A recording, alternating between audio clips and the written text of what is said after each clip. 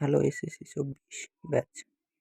আজকে একটি নতুন ভিডিও নিয়ে আপনাদের কাছে হাজির হলাম। সেটা হলো জীববিজ্ঞান দ্বিতীয় পত্রের শ্বসন ও শ্বাসক্রিয়া। তো আমরা এই অধ্যায়টির বোর্ড কোশ্চেন অ্যানালাইসিস করে দেখতে পাই যে কিছু টপিকে থেকেই প্রতিবার প্রশ্ন ঘুরে ফিরে প্রশ্ন আসে। সেগুলো টপিকগুলো আমি এখানে লিখেছি। দেখেন, ঢাকা বোর্ড 23-23 আসছে, গ নম্বরে আসছে আলভিওলাস এবং ঘ নম্বরে আসছে রক্তজালক বা কৌশিক জালিকা। কুমিল্লা বোর্ডে আসছে আলভিওলাস এর গঠন বা কাজ সম্পর্কেই আসছে, আর অক্সিজেন এবং কার্বন ডাই অক্সাইড পরিবহন আসছে। যশোর বোর্ড 23 আসছে ফুসফুস, মানে ফুসফুসে কিভাবে আপনার বাতাস আদান প্রদান হয় সেই সম্পর্কে। এবং ঘ নম্বরে আসছে অক্সিজেন পরিবহন। অক্সিজেন পরিবহন বলতে হিমোগ্লোবিনের সাথে অক্সিজেন কিভাবে পরিবাহিত হয়। তারপর চট্টগ্রাম বোর্ডে আসছে অ্যালভিওলাস এবং অক্সিজেন এবং কার্বন ডাই অক্সাইড পরিবহন। বরিশাল বোর্ডে আসছে হিমোগ্লোবিন। হিমোগ্লোবিন বলতে হিমোগ্লোবিন কিভাবে ফুসফুসের অ্যালভিওলাস থেকে অক্সিজেন রক্তে প্রবেশ করে রক্তের মাধ্যমে কীভাবে দেহের বিভিন্ন অঙ্গে নিয়ে যায় সেই সম্পর্কে এখানে লিখতে হবে।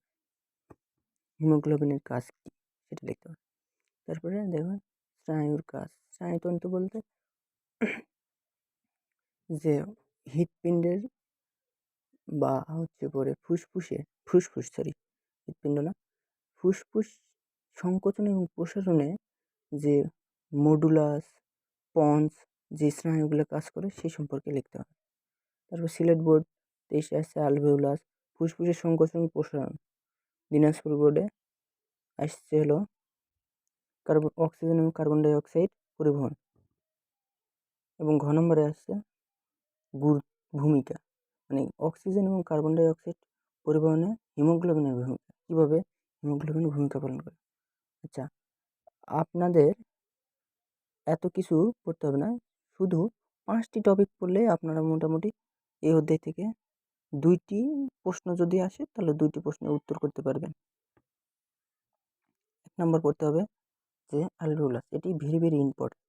যদি এই অধ্যায়ের মধ্যে সর্বোচ্চ 2টা টপিক যদি আমি ইম্পর্টেন্টের কথা বলতে চাই তাহলে এই 2টা ইম্পর্টেন্ট, যে 1 নম্বর এবং 2 নম্বর।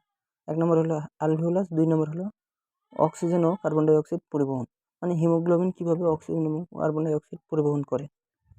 তারপরে হিমোগ্লোবিনের কাজ, এটা 2 স্টার, এটা গুরুত্বপূর্ণ কিন্তু কতটাও না। তারপরে ফুসফুসে গ্যাস পরিবহন, এই যেটা বললাম, এই ফুসফুস নাক থেকে শ্বাসরন্ধ্র থেকে কীভাবে বাতাস ফুসফুসে প্রবেশ করে সেই সম্পর্কে। তারপর 5 নম্বর হলো স্নায়ুর কাজ। তো এই 5টি টপিকের মধ্যে এই 2টা টপিক যদি পড়েন তাহলে একটা CQ must be common. Thank you.